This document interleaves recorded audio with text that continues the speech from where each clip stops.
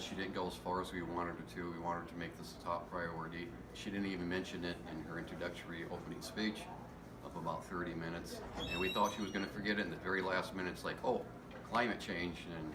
But she said climate change and other issues similar to it. Yeah, she also talked a lot about corruption, corporate corruption, and corporate overreach, and she even brought up the big oil companies, yet she missed a big opportunity here in Iowa to talk about the Dakota Access Pipeline. Not one word about, you know, that kind of antiquated infrastructure that everybody.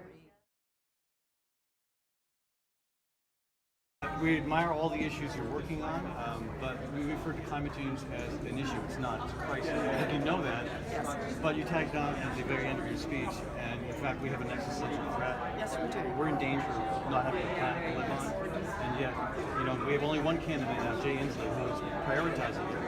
Will you be the second candidate to prioritize climate change as a crisis? Actually, I want to push back on that. Okay.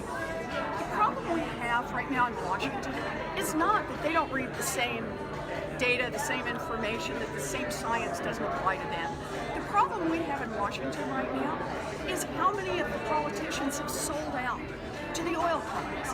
How many of the politicians are overwhelmed by the lobbyists? How many of the politicians knuckle under to the bought and paid for experts in the so-called think tanks that give them cover so they can take a lot of campaign money and still keep acting in ways that are going to destroy this planet. So when I say that the way we have to start this is around corruption and beating back the influence of money in Washington, taking back our government so it works for us instead of working for those with money, that is prioritizing climate change. It's prioritizing the democracy that we need in order to build the kind of future that's going to be sustainable for our children and our grandchildren. Sorry, we have a lot of folks waiting for a photo, yeah.